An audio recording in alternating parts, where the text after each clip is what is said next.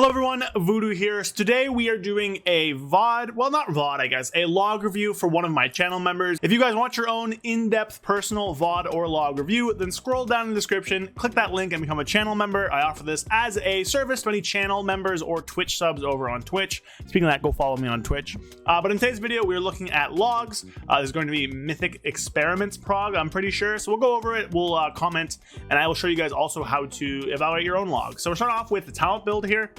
Now, obviously, they're playing No Mover, and I'm not going to comment on if No Mover is better or not, but I do think that there is a little bit of a better thing they can do with their build here.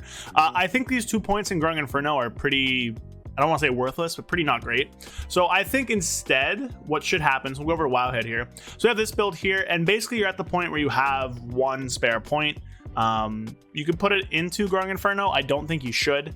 I think if you're playing this build, I think it's generally better to either use Improved Fel Rush, Nether Walk, or Initiative. Now, Initiative, you're probably like, oh, but then I have to backflip. Something like Experiments, where there's a lot of balls happening constantly. There's 3 different bosses. I think Initiative is just worth it, even if you're not using Vengeful Retreat, because you're going to end up getting a lot of resets on it just by hitting all those orbs, hitting the different bosses and stuff like that. So I think it's definitely not the best to use 2 points in Grung Inferno here, because what that does, if we fill out the rest of this tree here, what that does is it ends up missing a node in the bottom part of our tree. So you're only using 9 points in the bottom 10, which is definitely not the best because these are our strongest nodes. So I think dropping 2 points here is probably going to be the best for you. Putting a point here, here, or here. You could even put 1 here, though I'm not sure if that's going to be that strong for you. And instead, we'll just use Initiative for now. Take Restless Hunter, Inner Demon, and fill out the rest here. Restless Hunter is going to give you a lot of burst during your lust with your meta, allowing you to really deal a ton of damage to those ads and those mobs, those 2 bosses when they come out. So back over here, so that's that done. Gear looks pretty fine. They have their primary thing, they have all their gems, they have crit strike, they're enchanted properly. So we are good there. Now there is one thing. Okay, you have belt class as well, so we are all good there. So the next thing we want to look at, let's go look at just damage done. So when we look at this thing here, we notice a few things. So one, we notice Thriving Thorns doing a lot of damage. Now, generally, whenever Thriving Thorns is high up in your damage meter, it means you're going to end up missing casts from a few other things. And we can see here that we have 44 casts of Annihilation, 19 casts of Death Sweep, and 41 casts of Chaos Strike. So right away, that's telling me a few things. One, it's telling me they're not pushing enough buttons. And 2, it's telling me they're not pushing enough, they're not spending enough time in demon form. Now, this is a wipe. The boss, I think they wipe after like around this point here. But by looking at that, we can see that the relative cast from Annihilation to Death Sweep is pretty low, which means that in turn, we know that their demon form is going to be not as high. So if you ever see that Thriving Thorns is like really high in your damage meter, or your cast of Annihilation and Chaos Strike are very similar, that generally means that you're just not going to be pushing buttons enough, and it generally means that you're going to be losing out on demon uptime. So I'll hop over quick to just not one of my logs, we're on like a top log, just to show you guys like a comparison between the two. So this is a log with a similar fight timing. It's not a 100 parse, it's like a 96 or something. But of course there's a few things gonna be different, but just looking at casts here, 113 Annihilation, 36 Death Sweep compared to 24 Chaos Strike and like 6 Blade Dance means that this person has a lot more buff uptime. So go over and look at buffs. Metamorphosis is gonna have 76% uptime, which is pretty high. Now there's downtime in this fight, right? As you go from boss to boss, there's like the beams and whatever. So there's some downtime in this fight. And of course, they're also lusting on pull, which in a prog kill you wouldn't be doing. But this is just kind of an example to see casts done versus our current log here. So we'll go back here. So we see low casts there. So that means that their buff uptime is going to be pretty low. So look at buffs. We see here 44.69%. That is a very low uptime metamorphosis. So what that's telling me right away, by looking at buffs, by looking at the number of casts, is that in general, you're missing out on a ton of casts and you're losing uptime. And what that means is basically you're not taking as many opportunities as you can to get back into your next meta or to extend your current meta. And with Havoc Demon Hunter currently, especially with these 2 talents right here and Demonic, basically any GCD you're using that isn't going to get you back into your next demonic form or extend your current demonic form is a wasted GCD. You want to be in demon form as much as physically possible. It's where all of our damage is. It's very toxic. It's very like I don't know the right word, but you just have to stay in it, or else your damage is going to like plummet to the ground. So right away, that is the thing number one. So improve demon form uptime. That's one of those right here. Just make sure you're staying in demon form as much as you can. Push your buttons. Your haste seems fine. I think if we go to summary, we can look at stats. Haste seems fine. So it's not really a haste issue. Just make sure you're pushing your buttons as often as you can. Definitely some downtime here. Now, again, I know it's prog and it's going to improve, but that is a big one there. So that is a very quick way to look at logs. The next thing you want to look at is resources. Go to resources. You could change hit points to Fury, and we look at Fury waste and Fury gain. So the waste is not great. So what I'm seeing here is that we're getting a pretty decent waste of Fury from Fellblade, Demonic Appetite, and Demon's Blades. And we're getting like no Fury gain from Isolated Prey. So these periods where they're like at full Fury over and over again, that's just not good. You never want to cap on Fury, especially when you're like in Demon form. So capping on Fury like that, we're wasting roughly, I think, 1,000 Fury, which is not good. Don't do that. You want to waste as minimal Fury as possible. So go back to casts. I want to see something. Oh, sorry. Onto this. We have, how many casts of Fellblade? 24 casts of Fellblade. That is very high. That's basically Fellblade on cooldown. So probably what's happening here, if I just have to take a guess, and we're going to look at casts and timeline and everything later. If I take a guess, you're probably going to be Fellblading when you're full on Fury. Oh, I just opened up the Fellblade window. Let me get back here. So this many Fellblade casts with this much waste, you're wasting basically a third of the Fury you're going to generate with Fellblade. It tells me that you're probably Fellblading too much, and probably doing it when you're really high in Fury too.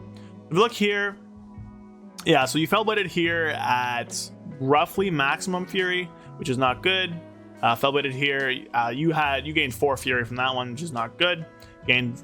Yeah, so what I'm seeing is you're Fellblading too much, and you're spending too much time at maximum Fury. So a quick, easy way to fix that again is just use more Chaos Strikes, use more Annihilations, I guess, not Chaos Strikes. You don't want to be at this max Fury. You want to be up here as little as possible. It's the best for Havoc to hover between like 40 and 100 Fury. If you go over that, you don't really want to, and if you go under, it's not good either.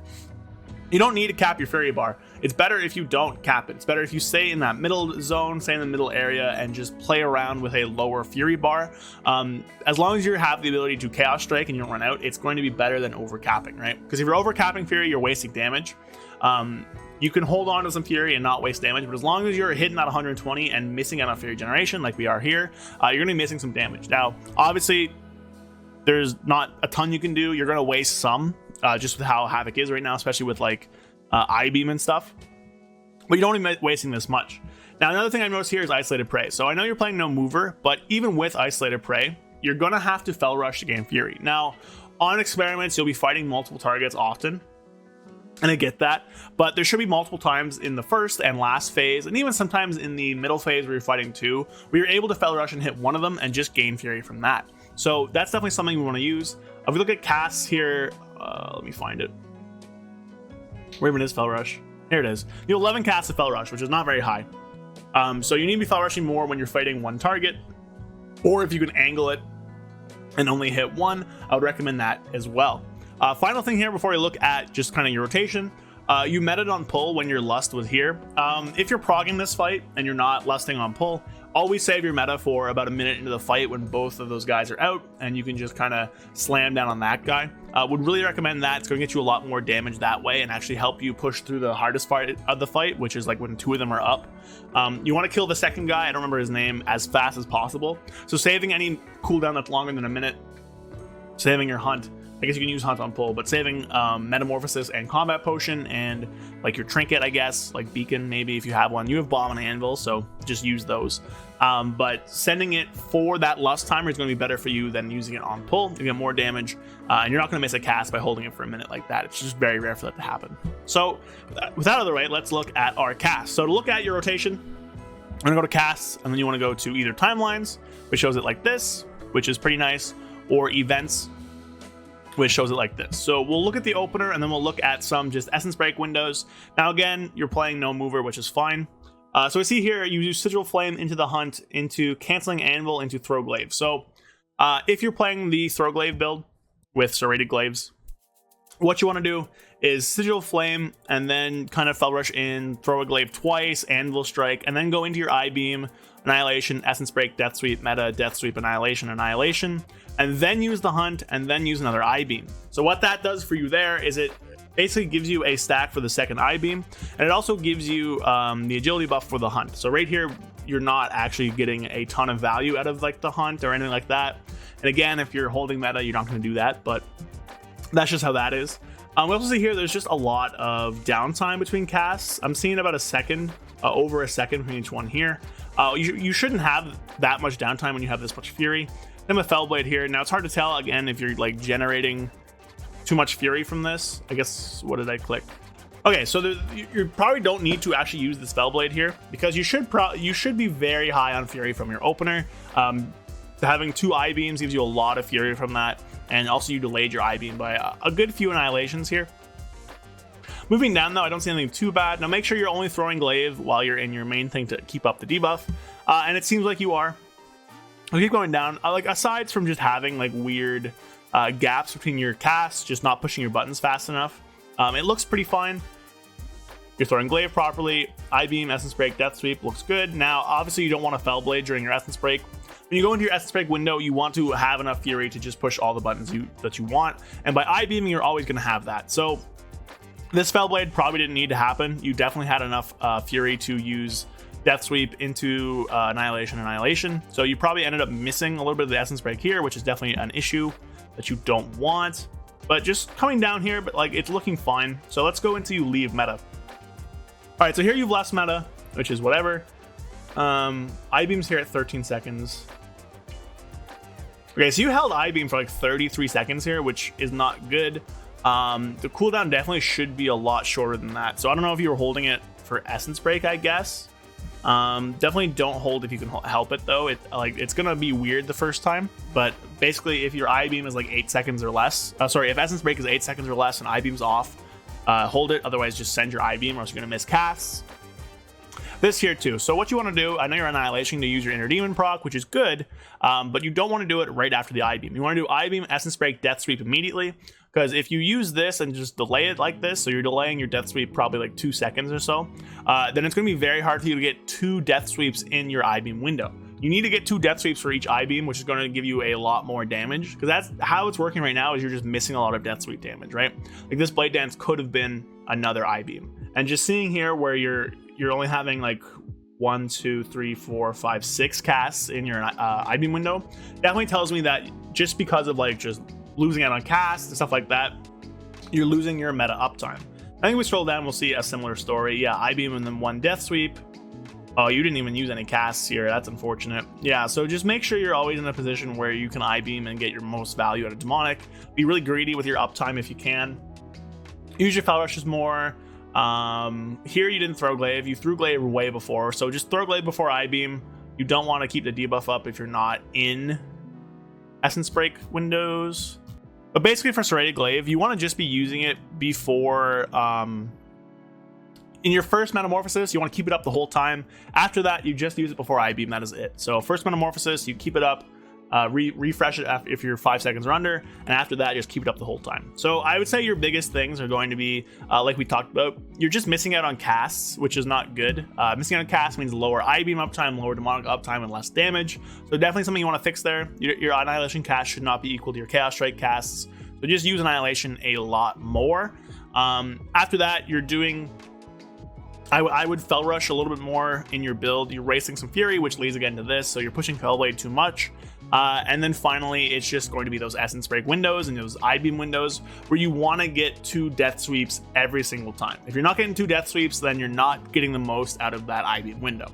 So remember, if every global you're using is not being used to get back to your next I-Beam or to extend your current Demonic window, then that is a wasted global and you are losing damage. So just remember that, and hopefully that helps you out. That's kind of going to be it for this one here. Those are the biggest issues I see. So hopefully with that under your bag, you can go through, take this, and get a little bit better, a little bit further ahead on your next prog. Hope that helps in any way. Have any questions, anybody, or wants more reach me on Discord once more, or anybody else, just drop a comment down below. Hopefully this helped you guys out in reading your own logs and learning how to get better as a Havoc Demon Hunter. If you wanted to do this for your own logs, your own VODs, consider becoming a channel member or dropping a sub on Twitch, and then joining my Discord, linking your YouTube or your Twitch to my Discord, and then just submitting a request for a VOD or log review, and I will happily do it and cover it for you guys. So with that, that is my video for today. I'll be live tonight with some raid on Twitch. Follow my Twitch, subscribe to the channel, like the video, and I'll catch you guys later. Peace.